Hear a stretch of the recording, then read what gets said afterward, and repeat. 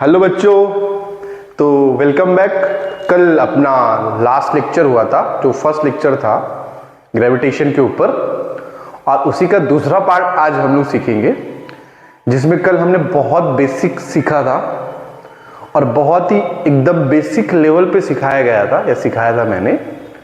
तो आज हम सीखेंगे न्यू टॉपिक, जो ग्रेविटेशन का पार्ट 2 में, लेक्चर नंबर 2 में सीखने वाले हैं। तो आपको सबको वेलकम है अपना यूट्यूब चैनल एटॉमिक माइंड में। प्लीज इसको सब्सक्राइब करना, लाइक करना, शेयर करना, नोटिफिकेशन दबाना, क्लियर। और अपने फ्रेंड्स को जरूर शेयर करना जो क्लासेस नहीं लगाए हैं या उनको फाइनेंशियल कंडीशन वीक है, उनके लिए कंसिडर करना, क्लियर। उनके लिए फ्री ऑफ कॉस्ट है, सब कुछ मिलेगा। बेसिक क्वेश्चन, हर एक चीज, बेसिक कॉन्सेप्ट विथ प्रैक्टिकल्स जितने भी क्लियर मिलेगा, क्लियर। तो आज हम दूसरा पार्ट स्टार्ट कर रहे हैं ये चैप्टर का, या दूसरा सेकेंड लेक्चर स्टार्ट कर रहे हैं, जिसमें आज हम लोग सीखेंगे, मैंने कल बोल के गया था, न्यूटन लॉ ऑफ ग्रेविटेशन या यूनिवर्सल लॉ ऑफ ग्रेविटेशन। तो कल हम जो पढ़े थे उसका एक बार छोटा सा रिवीजन कर लेते हैं, क्लियर। तो आप लोग के लिए रिकैप हो जाएगा, आप भी समझ जाएंगे, क्लियर। तो स्टार्ट करते हैं आज का वीडियो, क्लियर। पढ़ते हैं। तो कल हमने सीखा था सर, जो ग्रेविटेशन क्या होता है, ग्रेविटेशन। तो मैंने ये बोला था, देखो अगर कोई भी दो ऑब्जेक्ट को हमने कुछ डिस्टेंस पे रखा है, क्लियर, तो इसका मास समझ लो m1 है, इसका मास समझ लो m2 है, और इसके बीच का डिस्टेंस है r या d, आप अपने चॉइस से ले सकते हो, क्लियर। तो हमने ये सीखा था, जब हम दो ऑब्जेक्ट को एक फिक्स डिस्टेंस पे रखेंगे तो वो दोनों आपस में क्या करेंगे, फोर्स ऑफ अट्रैक्शन लगाएंगे, समझे। तो वो दोनों ऑब्जेक्ट जो है वो आपस में एक दूसरे को खींचेगा, तो वही फोर्स को हम ग्रेविटेशन बोले थे, समझे। तो मैं इतने बेसिक पे सिखाया आपको, तो इसी को बोलते, जैसे आपने बोला था फोर्स ऑफ अट्रैक्शन या फोर्स बिटवीन टू ऑब्जेक्ट, दो ऑब्जेक्ट के बीच में जो फोर्स लगता है उसको हम बोलते ग्रेविटेशन। तो मैंने ये भी बोला था, वो जो फोर्स होता है सर, फोर्स कैसा होता है, रिपल्सिव फोर्स होता है या अट्रैक्टिव होता है। तो वो जो फोर्स होता है ना बच्चों, वो अट्रैक्टिव होता है। हमेशा ये वाला इस पे फोर्स लगाएगा, अपनी तरफ खींचेगा, ये वाला उस पे तरफ फोर्स लगाएगा, क्लियर। तो यही चीज हमने लास्ट लेक्चर में देखा था। उसके बाद हम जो पढ़े थे, हमने क्या पढ़ा था, सर्कुलर मोशन। तो हमने क्या बोला था, सर्कुलर मोशन में क्या बोला था, अगर कोई ऑब्जेक्ट सर्कल में घूम रहा है, किधर घूम रहा है, सर्कल में घूम रहा है, उसी को तो बोलते हैं सर्कुलर मोशन। और उसी के साथ एक रिलेटेड वर्ड मैंने बोला था, एक फोर्स होता है सेंट्रीपिटल फोर्स। तो क्या बोला था सर, सेंट्रीपिटल फोर्स जो होता है, मतलब जो भी ऑब्जेक्ट सर्कल में घूमेगा तो वो सेंटर की तरफ एक फोर्स लगाएगा, that force is called centripetal force. और कल हमने फॉर्मूला भी देखा था, जिसको बोलते थे CPF, centripetal force is equal to mv²/r, clear. यही हमने कल पढ़ा था।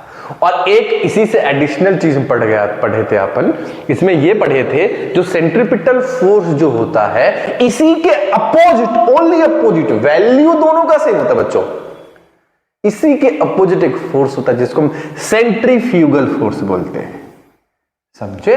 तो सेंट्रीफ्यूगल फोर्स, दोनों फोर्स मैग्नीट्यूड वाइज, मतलब वैल्यू वाइज दोनों सेम रहेगा, समझे। बट इसका direction is negative of centripetal force, मतलब सेंट्रीफ्यूगल फोर्स का जो डायरेक्शन होगा वो उल्टा होगा, किससे, सेंट्रीपिटल से, समझ गए।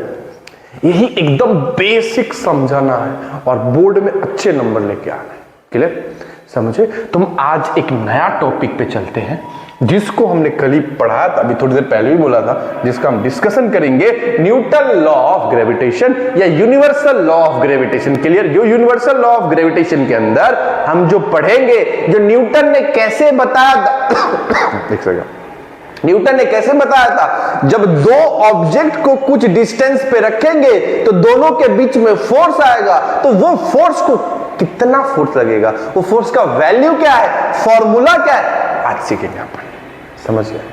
तो वही फोर्स का फॉर्मूला अपने को आज सीखना है। समझ गए? तो अपना जो नेक्स्ट टॉपिक होगा वो हो जाएगा, नेक्स्ट जो टॉपिक होगा, एक सेकेंड, वो हो जाएगा यूनिवर्सल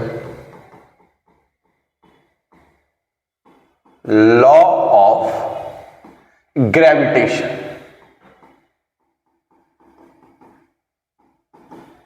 समझो? देखो, अगर ये लॉ है तो कुछ इसका स्टेटमेंट भी रहेगा। अगर कुछ लॉ है तो इसका स्टेटमेंट भी रहेगा। तो पहले फील के साथ पहले देख लेते हैं, सर इसके मतलब क्या होता है, क्या नहीं होता है। उसके बाद लास्ट में आपके हेल्प से खुद ही हम इस लॉ का स्टेटमेंट लिखेंगे। क्लियर? तो आज सबसे पहले ये पढ़ते, देखते क्या होता है, न्यूटन ने क्या बोला था, पहले समझ लेते फिर आपको बताते हैं। तो एक न्यूटन ने बोला, अगर समझो मैंने दो ऑब्जेक्ट को लिया, एक ऑब्जेक्ट ये है, एक ऑब्जेक्ट ये है, और दोनों के बीच का डिस्टेंस उन्होंने बोला कुछ ले लो। बोला ठीक है, क्लियर? समझ गए बच्चों? और ये दोनों के बीच का डिस्टेंस को मैं बोल दूंगा आर। बहुत सारे बुक में डी भी यूज कर सकते हैं, तो मतलब डी। समझ लो, ये जो ऑब्जेक्ट है जिसका मास है m1 और ये जो ऑब्जेक्ट है जिसका मास है m2। क्लियर? तो ग्रेविटेशन मतलब क्या, ये न्यूटन ने ये बताया था, जब किसी भी दो ऑब्जेक्ट को कुछ डिस्टेंस पे लगते हैं तो फोर्स लगता है। या पहले भी हमको पता था, लास्ट लेक्चर हमने सीखा था। तो सर वो फोर्स क्या होता है? तो वही फोर्स को ग्रेविटेशनल फोर्स भी बोलते हैं सर। बोले हाँ। तो जो ग्रेविटेशनल फोर्स होगा ना, मतलब ये दोनों के जो फोर्स लगेगा, मैं उसको ग्रेविटेशन Fg से बोलता हूं। ये दोनों के बीच में क्या लगेगा, फोर्स लगेगा। कैसे लगेगा? दोनों क्या रहेंगे, अट्रैक्टिव रहेंगे। मतलब आपस में दोनों क्या करेंगे, आपस में दोनों को अपने आप एक दूसरे को पास में खींचेंगे। समझ गए? तो ये जो ग्रेविटेशनल फोर्स वो डायरेक्टली प्रोपोर्शनल है प्रोडक्ट ऑफ मास से। सर मतलब क्या बोल रहा हूं मैं? बोला इतुन समझो, इसका मास है m1 और इसका मास है m2। क्लियर? तो ये दोनों के बीच में जो फोर्सेस लगेंगे वो डायरेक्टली प्रोपोर्शनल होंगे मास के प्रोडक्ट से। मतलब बच्चों क्या, जब हम ये दोनों को मल्टीप्लाई कर देंगे ना, तो जो आंसर आएगा वो उससे प्रोपोर्शनल रहेगा। मतलब अगर ये दोनों का प्रोडक्ट हम बढ़ा दिए, मतलब सर कैसा, मैं इस पे क्वेश्चन कराऊंगा तब आपको एक फील के साथ दिलूंगा, बट ये ध्यान रखो, अगर मैं ये दोनों का प्रोडक्ट में बढ़ा दूं तो क्या बढ़ जाएगा, फोर्स बढ़ जाएगा। इनडायरेक्टली सिंपल लैंग्वेज में समझो, अगर मैं ये दोनों का मास बढ़ा दूं तो उसका मल्टीपल बढ़ जाएगा, और जैसे ही उसका मल्टीपल बढ़ जाएगा तो ग्रेविटेशनल फोर्स बढ़ जाएगा। समझे? तो मैं ये बोला, तो gravitational force is directly proportional to product of their masses. और दूसरा ये बोलता है gravitational force is inversely proportional to their square of distance between them. ज्यादा इंग्लिश हो गया क्या? सुनते क्या बोला है? Fg मतलब gravitational force is directly proportional. Directly proportional मतलब क्या? सीधा सीधा अगर आपने ये दोनों का प्रोडक्ट का मास बढ़ाए तो ग्रेविटेशनल फोर्स क्या हो जाएगा, बढ़ जाएगा। समझ गए क्या? बट ये डिस्टेंस पे भी डिपेंड करता है, वो भी इनवर्सली। इनवर्सली मतलब होता है उल्टा। याद रखना, सिंपल लैंग्वेज, अपने गांव के लैंग्वेज में, अगर हम दोनों का बीच का डिस्टेंस बढ़ा दिए तो ग्रेविटेशनल फोर्स कम हो जाएगा। ओके। अगर ये दोनों के बीच का डिस्टेंस कम कर दिए तो ग्रेविटेशनल फोर्स बढ़ जाएगा। एक बार दिखाता हूं, देखो, सुनो। समझो एक ऑब्जेक्ट है ये। क्लियर? ये ऑब्जेक्ट है, दिख रहा है? दोनों अभी समझो 2 मीटर पे है, तो दोनों के बीच में फोर्स लगेगा, लगेगा नहीं लगेगा? अगर समझो मैंने इसके दोनों का बीच का डिस्टेंस अभी बढ़ा दिया, क्या कर दिया, बढ़ा दिया, क्या फोर्स बढ़ेगा कि कम हो जाएगा? सर आपने क्या बताया, अगर मैंने डिस्टेंस बढ़ाया, दोनों के बीच का डिस्टेंस बढ़ा दिया तो फोर्स क्या हो जाएगा, फोर्स क्या हो जाएगा, कम हो जाएगा, फोर्स कम लगेगा। समझ गए क्या? बोले सर क्या, कैसे, फिर से समझाओ। बोले एक सेकंड रुक जाओ। देखो मैं क्या बोला, सुनो, ये है एक ऑब्जेक्ट, ये दूसरा ऑब्जेक्ट। एक सेकंड देखो, क्लियर? अभी समझो दोनों के बीच का डिस्टेंस इतना ही है, तो फोर्स ज्यादा लगेगा। जैसे जैसे डिस्टेंस बढ़ाऊंगा वैसा वैसा फोर्स क्या हो जाएगा, बढ़ जाएगा। समझे? तो डिस्टेंस पे डायरेक्टली इनवर्सली प्रोपोर्शनल है। समझ गए? अगर मैं डिस्टेंस बढ़ाया तो फोर्स क्या हो जाएगा, फोर्स क्या हो जाएगा, डिस्टेंस बढ़ाओ फोर्स कम, और डिस्टेंस कम करो फोर्स क्या हो जाएगा, ज्यादा। समझ गए क्या? समझे क्या? समझो ये ऑब्जेक्ट m1 है, ये m2 है, दोनों का बीच का डिस्टेंस है d। तो अगर मैं बोलूं डिस्टेंस बढ़ा दो, डिस्टेंस बढ़ा दो तो फोर्स बढ़, डिस्टेंस कम कर दो तो फोर्स कम। समझ गए? समझ गए? तो इसी से इसको मैं बोल देता हूं इक्वेशन नंबर 1, इसको बोल देता हूं इक्वेशन नंबर 2। क्लियर?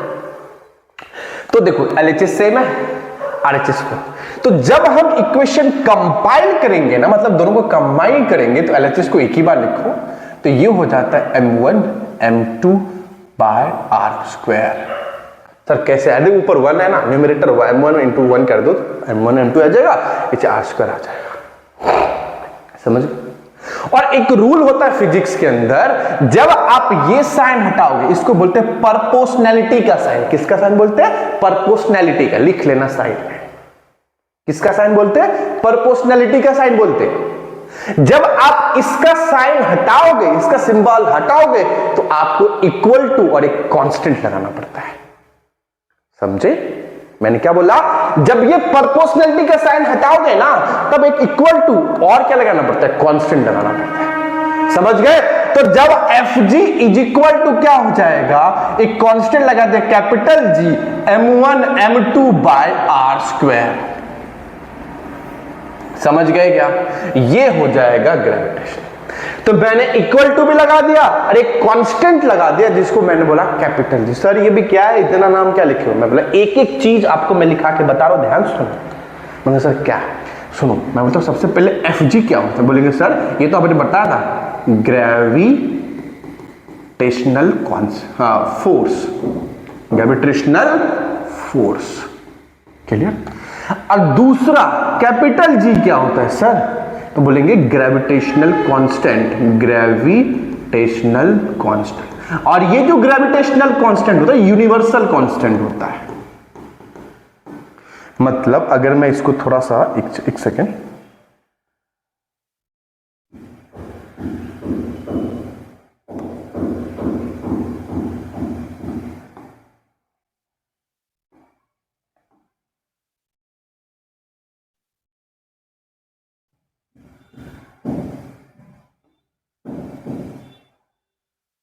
एक सेकेंड बस। हाँ देखो, तो इसको मैं लिख सकता हूं, इसको मैं लिख सकता हूं यूनिवर्सल ग्रेविटेशनल कांस्टेंट। क्लियर? और m1 मतलब क्या लिखोगे? बोलेंगे सर m1 मतलब होता है मास ऑफ फर्स्ट बॉडी। m2 मतलब क्या होता है? मास ऑफ सेकेंड बॉडी, ये सेकेंड बॉडी। समझे? समझे क्या? और थोड़ा सा जगह के लिए बनाने के लिए, एक सेकेंड आपका हम टाइम लूंगा, बस थोड़ा सा जगह बन जाए तो आगे बढ़ेंगे। क्लियर? ठीक है, देखो। और R मतलब क्या होता है? Distance between the object. Clear? Distance between क्या होता है? ऑब्जेक्ट। क्लियर हो गया? और एक चीज से बोलोगे सर ये G क्या है? G का मतलब बताओ। मैं बोलूंगा देख ये जो G है ना, ये बहुत इंपॉर्टेंट है। ये है यूनिवर्सल ग्रेविटेशनल कांस्टेंट, और इसका कुछ वैल्यू होता है। वो कितना होता है? बोलेंगे सर इसका वैल्यू होता है 6.67 इंटू 10⁻11 यूनिट याद रखना newton metre square upon KG square. ये बहुत बार in the terms of units में पूछा गया है, बोले उसका यूनिट बता दो, तो हम यूनिट निगलेक्ट करते थे बच्चों, इसको निगलेक्ट मत करना, बहुत इंपॉर्टेंट है, इसीलिए मैं बोलता हूं इसको रट लो, रटना है, बट एक्चुअली इसका यूनिट थोड़ा सा ज्यादा इंपॉर्टेंट है, Newton metre square upon KG square, समझे? तो बोलेंगे सर आप तो स्टेटमेंट बताए नहीं, न्यूटन ने क्या बोला था? मैं बोला देख बता ही तो दिया हूं, अब अपने को इसको सेंटेंस में कवर करना है। बोलेंगे सर कैसे? मैंने पहले क्या बोला, यूनिवर्सल ग्रेविटेशनल कांस्टेंट में, ग्रेविटी में क्या होता है, जब दो ऑब्जेक्ट को मैंने रखा था तो दोनों के बीच में क्या लगेगा, फोर्स। वो तो कल ही सीख लिया था, वो फोर्स कितना हो, मतलब सर जो फोर्स लगेगा ना वो डायरेक्टली प्रोपोर्शनल होगा प्रोडक्ट ऑफ मास पे, मतलब जितना ज्यादा दोनों का मास उतना ज्यादा फोर्स, और इनवर्सली प्रोपोर्शनल होगा दोनों के बीच के डिस्टेंस पे, जितना ज्यादा डिस्टेंस उतना कम फोर्स, और जितना कम डिस्टेंस उतना ज्यादा फोर्स लगेगा बच्चों, समझ गएगा? यही है यूनिवर्सल ग्रेविटेशनल कांस्टेंट, इसी को न्यूटन लॉ ऑफ ग्रेविटेशन भी बोलते हैं हम लोग, समझ गए? अब मैं इसको लिखेंगे कैसे, तो लिखेंगे Newton state that the force between two object is directly proportional to their product of masses and inversely proportional to their square of distance between them. आप खुद से भी लिख सकते हो और मैं लिखा भी देता हूं, क्लियर? तो क्या लिखोगे, तो इधर ही मैं साइड में लिख देता हूं, देखो Newton state that the force between two body is directly, एक सेकेंड, हाँ क्या है,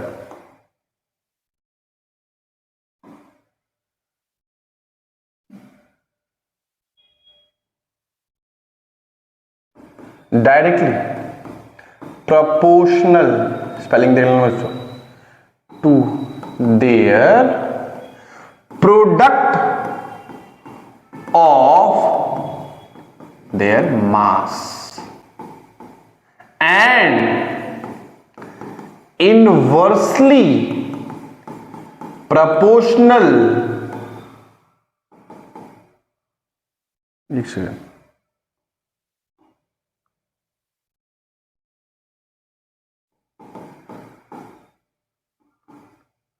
स्क्वायर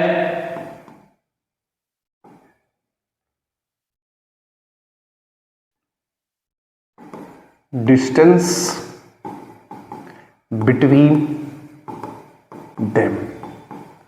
फिर से पढ़ लेते हैं, क्या बोला है न्यूटन ने? ये बोला था जो दो बॉडी के बीच में जो फोर्स लगेगा वो डायरेक्टली प्रोपोर्शनल होगा square of distance between them, sorry directly proportional product of their masses and inversely proportional square of distance between them. समझ गए क्या? कोई भी डाउट है क्या? फिर से, Newton state that the force between two body is directly proportional to their product of masses and inversely proportional to the square of distance between them. यही था न्यूटन या यूनिवर्सल लॉ ऑफ ग्रेविटेशन। समझा? समझा क्या? कोई doubt है क्या? अगर स्क्रीनशॉट लेना तो ले लो, क्लियर? नेक्स्ट टॉपिक पे हम चलेंगे, स्टार्ट करते नेक्स्ट टॉपिक। चलो स्टार्ट करते नेक्स्ट टॉपिक। अभी जो नेक्स्ट टॉपिक है वो कुछ क्वेश्चन है इसके ऊपर, एक क्वेश्चन बस छोटा सा डिस्कस करेंगे, बाकी के क्वेश्चन हम लोग ना जो जब एक्सरसाइज सॉल्व करेंगे ना तभी डिस्कस करेंगे। एक छोटा सा क्वेश्चन जो था कल हम सीख रहे थे, या हमने कल क्वेश्चन पूछा था, सर अगर ये दोनों ऑब्जेक्ट के बीच में फोर्स लग रहा है तो अभी तो फोर्स लग रहा है ना, ये दोनों चिपक क्यों नहीं रहे सर, आपस में पास क्यों नहीं आ रहा? उसका रीजन बताओ, आपस में ये पास क्यों नहीं आ रहा है? समझा? उसके लिए क्वेश्चन सॉल्व करते हैं अपन। जैसे एक समझो, मैं एक क्वेश्चन देता हूं, ध्यान सुनो, अपन सब मिलकर सॉल्व करेंगे। देखो एक ऑब्जेक्ट ये है, दूसरा बॉडी ये है, और दोनों के बीच के डिस्टेंस ये है सेंटर से, क्लियर? समझ गया? और दोनों के बीच के डिस्टेंस जो है 2 मीटर ले लेता हूं मैं, और इसका मास 10 kg लेता हूं, इसका लेता हूं 20 kg। सिंपल सा क्वेश्चन लेना। अब क्वेश्चन क्या है, फाइंड द Fg मतलब gravitational force between two object, या टू बॉडी। समझ गए? तो जैसे मैं बोलूं कभी भी क्वेश्चन करना ना, तो सबसे पहले गिवन लिख देना क्या दिया है। जैसे मैं इसको साइड कर देता हूं थोड़ा सा ऊपर के लिए, ये क्वेश्चन है। तो सबसे पहले क्या बोला है, देखो सबसे पहले बोला दो ऑब्जेक्ट है, एक का मास है 10 kg और दूसरे का मास है 20 kg, और दोनों के बीच का डिस्टेंस कितना है, 2 मीटर। बोला अगर ये ऐसा है तो दोनों के बीच का फोर्स बता दो कितना होगा। क्लियर? समझ गएगा? अगर हम पढ़ते हैं, सर बोलेंगे सर इसमें गिवन क्या है, बोले सुन गिवन तो कुछ दिया, बोलेंगे सर क्या दिया है, मैं इसको एज्यूम कर लेता हूं m1 और इसको एज्यूम कर लेता हूं m2, कैसे भी आपको एज्यूम कर सकते। तो m1 दिया है 10 kg, क्लियर? m2 दिया है 20 kg, और दोनों का बीच का r या d दिया है 2 मीटर। क्लियर? तो सर अभी आपने एक फॉर्मूला पढ़ाया था, Fg is equal to capital G m1 m2 by r square. समझ गए? कोई दिक्कत है क्या? तो Fg जो होता है ना, G का वैल्यू क्या होता है 6.67 इंटू 10⁻⁻11। मास कितना है, बोलेंगे सर ये 10, m2 कितना है, ये 20, और दोनों का स्क्वायर ये 2 का स्क्वायर हो जाएगा। कोई दिक्कत है क्या? समझे? मैं अगर आगे सॉल्व करूं इसको तो 200 टू 10 20 जा 200 हो जाएगा, 2 का स्क्वायर 4 हो जाएगा, तो हो जाएगा Fg is equal to 6.67 into 10⁻⁻11, ये हो जाएगा 200, ये हो जाएगा 4। क्लियर? समझ गए? अगर मैं इसको कैंसिल करूं तो ये हो जाएगा 50 समझा? समझेगा?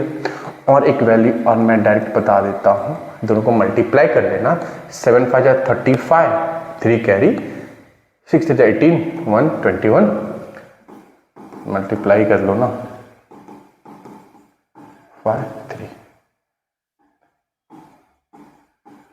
ये होगा। राइट है? राइट। देखो इसका आंसर जो आएगा वो 30.35 इंटू 10⁻⁻10 आएगा। सर ये 10 कैसे आया? देखो 50 के पास क्या था, देखो 5 के पास एक जीरो था ना, तो एक पावर कम कर देने का। एक्चुअली ये लॉ ऑफ इंडाइसिस है, मैं आपको डिटेल में सिखाऊंगा, बस इतना याद रखो, इतना न्यूटन फोर्स लगेगा। अगर कैलकुलेशन मिस्टेक होगा कमेंट कर देना सर इधर मिस्टेक क्यों। क्लियर? समझे? देख लो अपना लिख के। अभी नेक्स्ट टॉपिक हम सीखते हैं एक्सेलरेशन ड्यू टू ग्रेविटी। क्या बोला मैंने? Acceleration due to gravity. Sir कैसा? Acceleration due to gravity. Clear? जिसको हम जी से, स्मॉल जी से दिखाते हैं। क्लियर? तो इसमें क्या बोला, इसको एकदम अच्छे से समझते हो, फिर इसका डेरिवेशन ये ज्यादा डिटेल है नहीं एक्सेलरेशन ड्यू टू ग्रेविटी का। समझो एक अपने पास अर्थ है, एक ही होता है बट मैं बता रहा हूं जस्ट।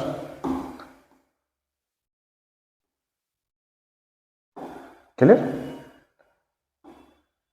और एक छोटा सा एक ऑब्जेक्ट है अर्थ के कुछ डिस्टेंस पे। समझ गए? समझेगा? तो क्या होगा, एज्यूम कर लो इसका जो रेडियस है सेंटर से मैं r मान लेता हूं। मैं एक्चुअल फॉर्मूला नहीं बता रहा हूं, इसका एक्चुअल फॉर्मूला अलग है। समझे? एक्चुअल फॉर्मूला नहीं बता रहा, मैं डायरेक्ट बता रहा हूं जो आपकी 10वीं के लिए, 11th के लिए इससे डिस्टेंस लेते हैं, h वाला फॉर्मूला आता है। क्लियर? समझ गए? तो एक्चुअल फॉर्मूला नहीं बता रहा हूं, डायरेक्ट बता रहा हूं। समझो, देखो इसको कैपिटल R ले लो। समझो? कोई भी डाउट है इधर तक? तो एक्चुअल क्या बोलता है, ध्यान सुनो, मैं इसको M1 ले लेता हूं और कैपिटल M ले लेता हूं। ये इसको स्मॉल m ले लो,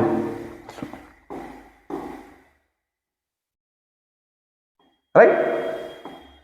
और ये कुछ डिस्टेंस में रखा हुआ है, सेंटर से इसका डिस्टेंस मैं ले लेता हूं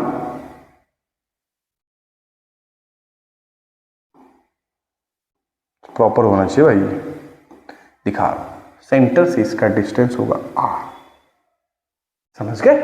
तो सेंटर से इसका जो डिस्टेंस मैंने लिया है वो स्मॉल r लिया है, याद रखना। कैपिटल R मतलब रेडियस ऑफ अर्थ और स्मॉल r मतलब distance between centre of earth and the object. नहीं क्लियर हुआ, फिर से बताऊं। कैपिटल R मतलब क्या, रेडियस ऑफ अर्थ, और स्मॉल r मतलब क्या, distance between earth and object. Clear हो गया, समझे। तो इसमें मैं पूरा डायरेक्ट एक बार जनरल फॉर्मूला भी लिख दो कि ये लिख दो, मैं बता रहा हूं, बट आप लोग एक डायरेक्ट फॉर्मूला याद रखना। आपको एक फॉर्मूला पता है, थोड़ी देर पहले मैंने ये सिखाया था, न्यूटन ग्रेविटेशनल यूनिवर्सल ग्रेविटेशनल से जो दो ऑब्जेक्ट है, इसका मास m है, इसका कैपिटल M है, दोनों के बीच का डिस्टेंस स्मॉल r है, तो दोनों के बीच में ग्रेविटेशनल फोर्स लगेगा। नहीं सिखाया? सिखाया था ना, ऐसे तो सिखाया था।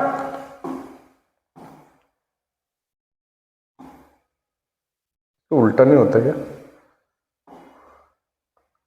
तो ऐसा क्या सिखाया था? तो एक ऑब्जेक्ट स्मॉल m है, कैपिटल M है, तो दोनों एक कुछ डिस्टेंस में रखा हुआ है, दोनों के बीच में क्या लगेगा, फोर्स लगेगा, अट्रैक्टिव फोर्स लगेगा।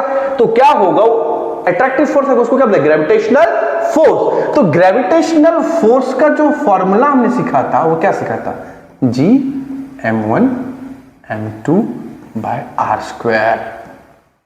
इधर m1 की जगह क्या है, कैपिटल M, तो G वैसा का वैसा कैपिटल M, और m2 की जगह क्या है, स्मॉल m, और डिस्टेंस की जगह क्या है, r स्क्वायर। इसको मान लो ये इक्वेशन नंबर 1 है आपका। क्लियर, समझ गए। और एक और फॉर्मूला हमने 9th में सीखा हुआ है, Fg is equal to, G नहीं होता, F होता है ग्रेविटेशनल फॉर्मूला, इसलिए m into a, Newton second law. समझ गए। तो ये जो a होता है वो g के इक्वल हो जाता है, इसको बोलते हैं m इंटू स्मॉल g। ये ले लो इक्वेशन नंबर 2। फिर से सुनो मैंने क्या बोला अच्छे से फील के साथ। एक ऑब्जेक्ट है जिसका मास अर्थ है, जिसका रेडियस है कैपिटल R। एक छोटा सा ऑब्जेक्ट है जो अर्थ से कुछ दूरी पे है, जो सेंटर R से दूरी पे है, जिसको मैं बोलूं स्मॉल m। सेंटर से उसका डिस्टेंस है R, पूरा डिस्टेंस ही मैंने R ले लिया। क्लियर, कोई डाउट है क्या, कोई डाउट है क्या, समझ गए क्या? तो एक चीज बोलेंगे सर इसमें और एक चीज बताओ, मतलब क्या बताना, सुन।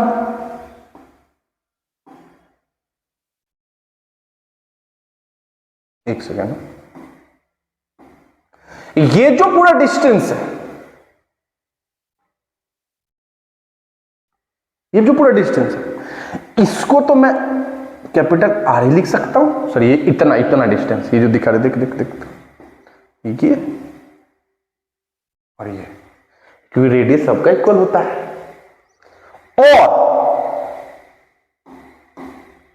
और सरफेस से इधर का डिस्टेंस को मैं h बोल देता हूं। तो स्मॉल r क्या हो जाएगा, क्या पूरा r है ना, तो स्मॉल r क्या हो जाएगा, सर स्मॉल r हो जाएगा कैपिटल R प्लस h। भाई साहब ये डिस्टेंस और ये डिस्टेंस है, ये तो रेडियस, अगर ये इधर रेडियस है तो इतना भी रेडियस ही रहेगा ना भाई, और ये कितना हो जाएगा, h हो जाएगा। Clear.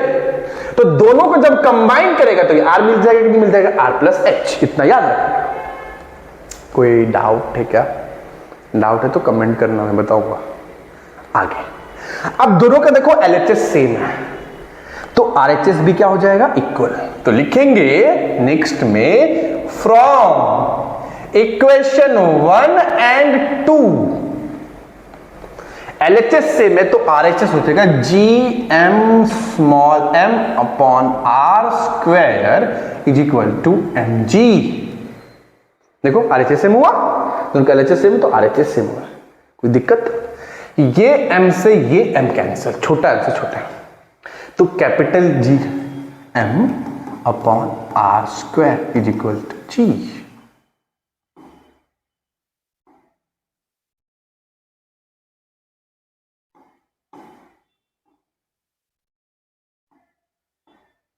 Are square is equal to G. ये हो जाएगा जनरल फॉर्मूला।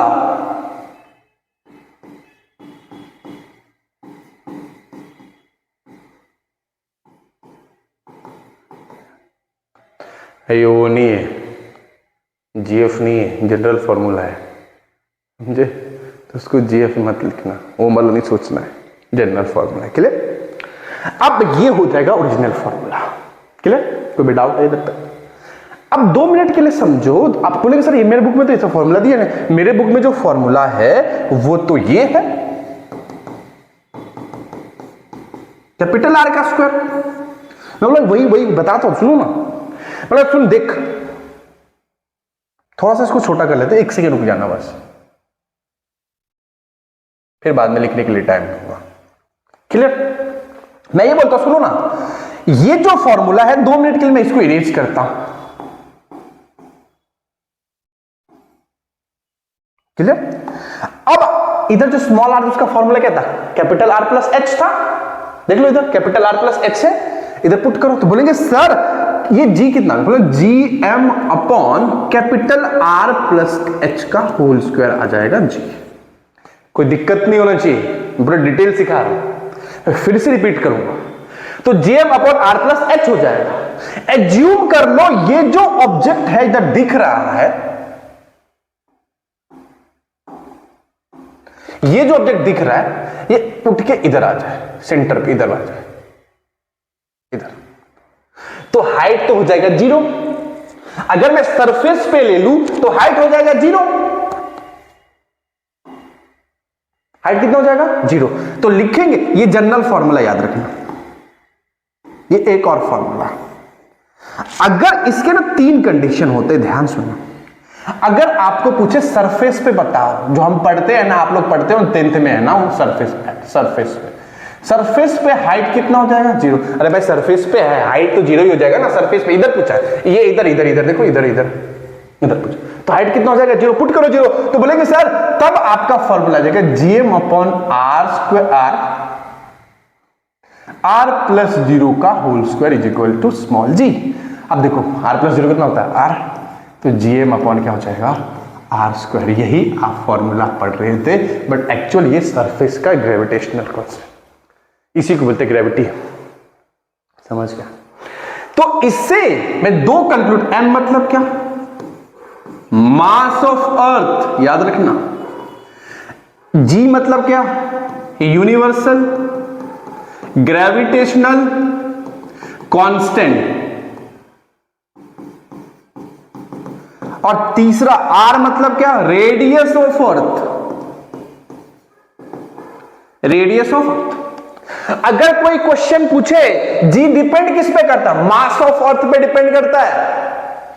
किस पे डिपेंड करता है? मास ऑफ अर्थ पे, स्मॉल एम पे डिपेंड नहीं करता। इधर लिख दो, नीचे लिख देता हूं, ध्यान सुनो।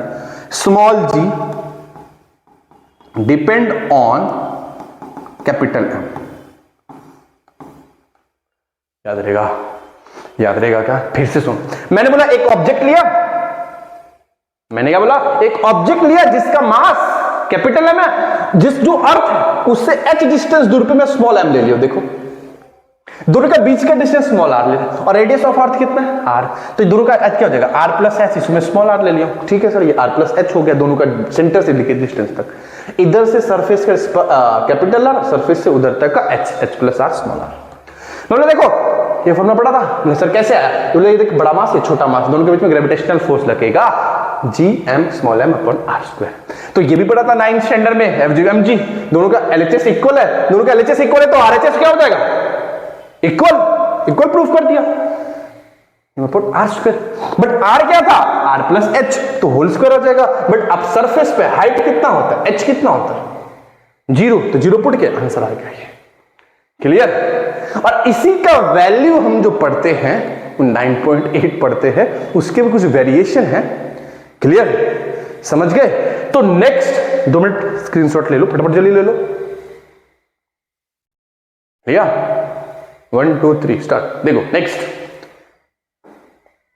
और इसी के नेक्स्ट टॉपिक में आता है वेरिएशन ऑफ जी।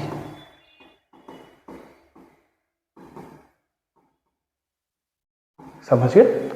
वेरिएशन के जी अंदर क्या होता है देखो, पहले सरफेस पे जी का वैल्यू कितना हुआ, पहला पॉइंट। दूसरा, if we increase the height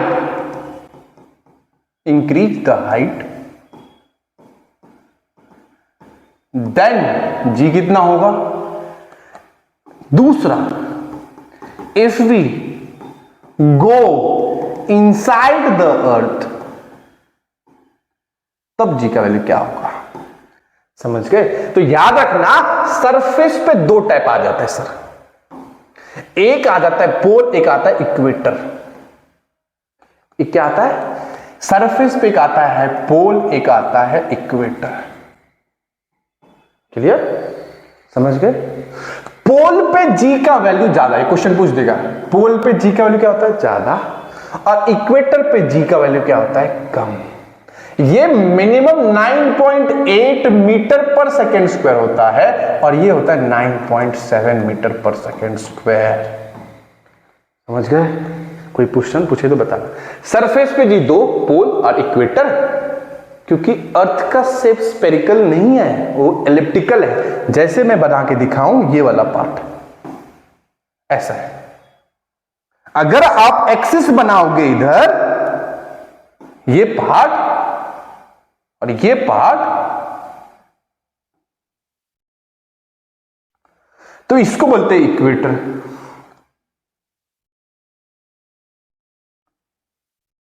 इसको बोलते हैं पोल। समझे? तो पोल पे जी का वैल्यू क्या रहेगा, हिंदी में लिख देते हो ज्यादा, और इक्वेटर पे पोल का वैल्यू, जी का वैल्यू कितना रहेगा, कम। समझ गए? यही था वेरिएशन ऑफ जी। और एक सेकेंड भूल गया था, अगर मैंने हाइट बढ़ाया, क्या बढ़ाया, हाइट बढ़ाया, क्या बढ़ाएंगे, हाइट बढ़ाएंगे, तो जी भी लेस हो जाएगा और इसमें भी क्या हो जाएगा, डिक्रीज करेगा। बस इतना याद रखना, कुछ ज्यादा याद करने की जरूरत नहीं है। ये वाला थोड़ा सा इंपॉर्टेंट था। समझ गए? जब हाइट इंक्रीज करोगे, जैसे जैसे ऊपर जाते हो, ग्रेविटी क्या होता रहता है, कम होने लगता है।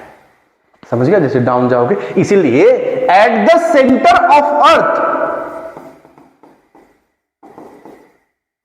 जो जी होता है स्मॉल, जो जीरो हो जाता है। समझ गए? कोई भी डाउट है क्या? क्लियर? तो आज हमने क्या क्या सीखा, फटाफट रिवीजन कर लेते, फटाफट जल्दी जस्ट देखो। तो सबसे पहले हमने यूनिवर्सल लॉ ऑफ ग्रेविटेशन सीखा, जिसमें बोला दो ऑब्जेक्ट को रखा है कुछ डिस्टेंस पे, तो ग्रेविटेशनल फोर्स जो लगेगा वो directly proportional product of their masses पे पहले, और इनवर्सली प्रोपोर्शनल देयर स्क्वायर, दोनों को डिफाइन कंपाइल किया। तो ये आया, बोला इसका साइन जब हटाओगे, जिसको बोलते थे प्रोपोर्शनलिटी, में बोला था लिखने के लिए, लिखे रहेंगे, इक्वल टू लगा जी, सबका वैल्यू बताया, एफ जी मतलब gravitational force, gravitational constant, mass of first body, mass of second body, R मतलब डिस्टेंस। समझ गए? उसके बाद वैल्यू बताया था, जो मैं बोला था इसका यूनिट याद रखना भाई साहब, बहुत इंपॉर्टेंट है, 6.67 × 10⁻11 Newton metre square upon KG square. Distance देख लेना, स्टेटमेंट बुक्स में भी है। उसके बाद एग्जांपल सॉल्व करें तो बोला था देखो force is very very less, that's why वो दोनों अट्रैक्ट नहीं करते। नेक्स्ट तो कुछ नहीं है, आगे ग्रेविटी सिखाया था, अभी इसमें दो बार डिस्कस किया। एक ऑब्जेक्ट है, उसके ऊपर ऑब्जेक्ट है, दोनों का डिस्टेंस रेडियस है, सरफेस तक का, उधर का एच है, दोनों को ऐड करेंगे तो स्मॉल आर हो जाएगा। ये दोनों इक्वेशन लेना, इक्वेट करना, ये आएगा, ये जनरल फॉर्मूला है, ये दोनों क्या है, जनरल फॉर्मूला। और उसके बाद जी का वैल्यू जीरो ले लो, सरफेस पे अर्थ, आर का वैल्यू जीरो, एच का वैल्यू। समझे? और वेरिएशन में बोला था 3 जगह होता है, अगर हम हाइट बढ़ाए तो सरफेस के ऊपर गए तो सरफेस के ऊपर, अर्थ के सरफेस के ऊपर तो लेस हो जाएगा। सरफेस पे 2 चीज होता है, पोल इक्वेटर, पोल पे ज्यादा होता है, लेस पे कम होता है, राइट? क्लियर? कोई दिक्कत है क्या? इनसाइड जाएंगे तो धीरे धीरे कम होता जाएगा, सेंटर पे जाकर हो जाएगा जीरो। तो आज के लिए इतना ही। प्लीज प्लीज प्लीज बहुत पढ़ाई करो, जितना ज्यादा पढ़ाई करो उतना ज्यादा रिजल्ट आएगा। और पूरा अच्छे से इसका नोट्स बनाओ। अलग अलग पेन से बनाओ, अलग अलग अच्छे से कलर से बनाओ। और एक जरूरी नोटिस बता दूं, जो भी बच्चे हमारे नियर बाय लोकेशन के हैं, जो भी बच्चे नियर बाय लोकेशन के हैं, टिटवाला के हैं, आजू बाजू सिटी के हैं, जो अफोर्ड नहीं कर सकते ज़्यादा फीस, तो हमारे इधर ऑफलाइन बैच भी स्टार्ट है 10th स्टैंडर्ड के लिए। तो जरूर आके डेमो लेक्चर में बैठे। हमारा कुछ तो पोर्शन कंप्लीट भी हो गया है, फिर भी हम लोग वन शॉट पूरे डिटेल फिर से सिखाएंगे आपको। प्लीज़ प्लीज़ विजिट करिए। इधर के फैकल्टी सब अलग अलग फैकल्टी हैं। जैसे मैं फिजिक्स साइंस पढ़ाता हूँ, बहुत सारे मैम हैं, टीचर्स हैं जो आपको इंडिविजुअली सॉल्व कराएंगे, हर एक क्वेश्चन प्रैक्टिस करवाएंगे। टेस्ट सीरीज होता है, मंथली टेस्ट होता है, वीकली टेस्ट होता है, पेरेंट्स मीटिंग होता है, सब कुछ इसके अंदर होता है। और ऑफलाइन बच्चे के लिए, ऑनलाइन बच्चे के लिए यूट्यूब पे है, यूट्यूब पे देखो, नोट्स बनाओ, और जो भी डाउट रहेगा प्लीज़ कमेंट करना, मैं प्लीज़ रिप्लाई दूंगा। Take care, bye.